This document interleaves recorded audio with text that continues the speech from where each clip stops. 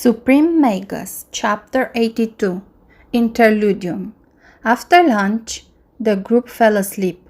The stress and the fatigue from the last 2 days weighed heavily on everyone, but Lit and Floria were the most affected. They had been on their toes non-stop since their arrival in the forest. The only moments of rest were those that they spent in the cave. Lit had pushed his body so hard during those days that he was itching all over. He used invigoration as much as he could, and that meant very little. From his experiments with the potions, Lit knew that the physical enhancing ones had side effects just like fusion magic that only proper rest could remove. Invigoration could make up for them, but how could he possibly justify his ridiculous recovery speed? His mind kept searching for a solution, but without success. Restless, he started reconsidering his group situation and chances of success. The more he thought about it, the more the exercise didn't make any sense. How the heck is a group of teenagers supposed to last for a whole week? With no prior notice nor someone capable of hunting? I can't see even a genius get past the 3rd day. The headmaster's magical beast attacked once a day, and each time it was much worse. If by tomorrow they get serious, it will be our end. And that's just the icing of the cake. There's also the fear, the need to search for food and shelter, not to mention things like those spiders that just want to eat you. Sure, we could just hole ourselves in the cave, but if Solus is right, then we would only risk of damaging our grades. I don't know how long I can still hold on. The forced cohabitation is pushing me to the brink of insanity. My hatred and rage are eating me from the inside. It's only a matter of time before I snap. Floria group woke up only for a frugal dinner at the expenses of Lit's food stock before going back to sleep. The moon was shining bright in the sky, and from its favorite spot, Scarlet was contemplating the last piece of the puzzle that had fallen into his lap. The Scorpicor was atop the tallest hill of the forest, the only place from where something of its size could sit comfortably while looking at its domain. First, a group of 5 men pups with 6 mana cores. That alone was beyond odd, but with the clackers ravaging the forest, I had almost forgot about it. But then, somehow, one of those men pups manages to remove from his body the stunner clacker's venom without it losing much of its potency. I know it's not a big deal to detoxify it with magic or an antidote, but extracting it from a victim? Not even a magical beast capable of using light magic would be able to accomplish such a feat, let alone a human with their silly imitation of magic. It would require to be able to locate and manipulate the venom coursing through the body with surgical precision. That's something that only an awakened like me would be able to do. I need to have a chat with this pup before this charade comes to its end. Scarlet's elite squad was in deep slumber, resting to recover from the many wounds received that day. The Scorpicor set a powerful barrier around its beloved minions so that no one could bother them without incurring a sudden death. Then, with a powerful flap of its wings, Scarlet took off, using his gold-rimmed enchanted pince-nez to find where the anomaly was hidden. There were just a few dozen groups remaining. Between that and its speed, finding the cave was a simple task. Once outside, it suddenly realized to have overlooked a major problem.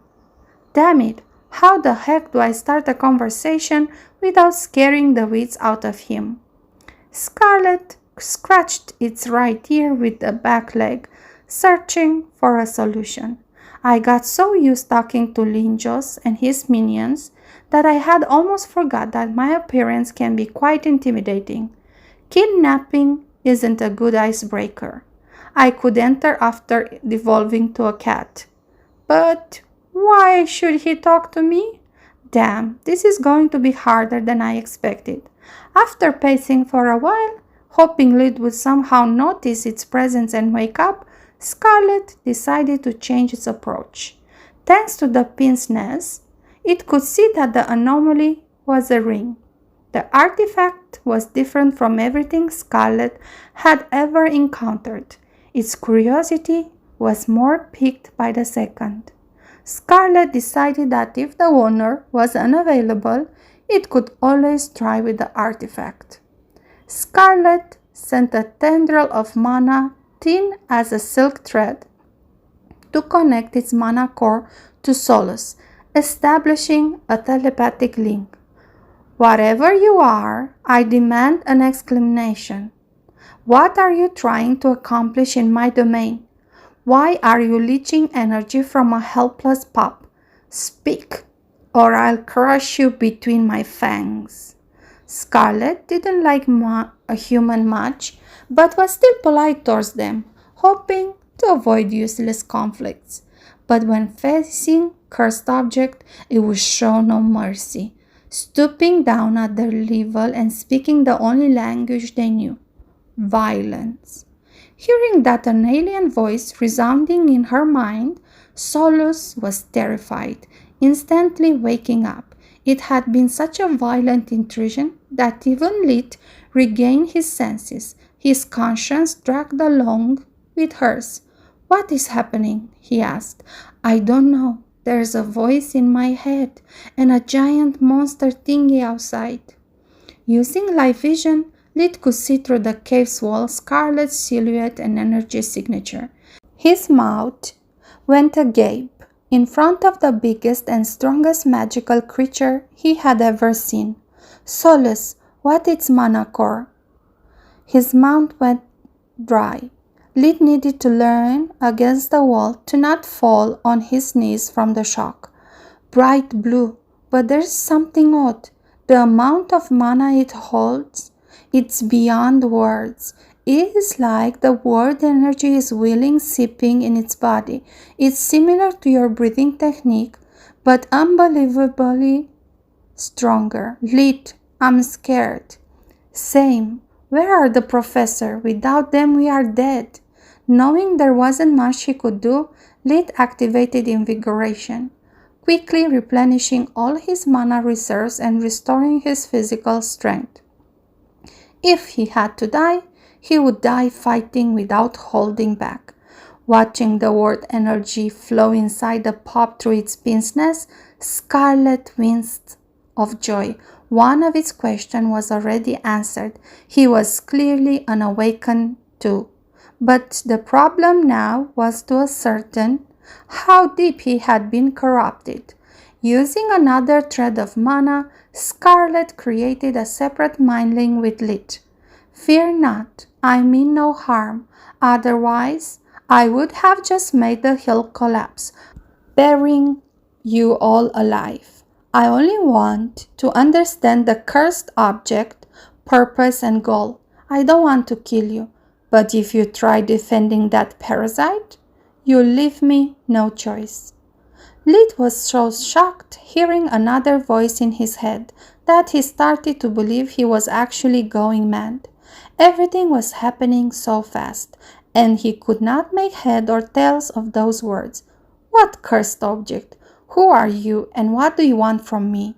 Luckily, unlike his mind link with Solus, this one was active, not passive. It requires Lyd's will to pass information or thoughts so he could channel his anger and conceal his fear.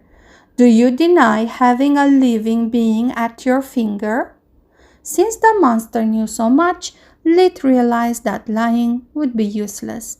The best he could do was hide part of the truth. "No, but it's just a dimensional ring. It does not harm." Solus' real nature had to be kept hidden, otherwise the creature could take her for itself. "You fool," Scarlet sneered. Who would give life to such a trivial object? Don't you realize how deep is its deception? I can't believe that despite being unawakened, you are so stupid. It's clearly a lie, and you know it. I'm what? Lid asked. That conversation was making less and less sense. Scarlet snorted, cursing humans and their inability to take care of their own. Another self-taught, not bad pup. Unawakened is someone that has learned to manipulate his own mana core.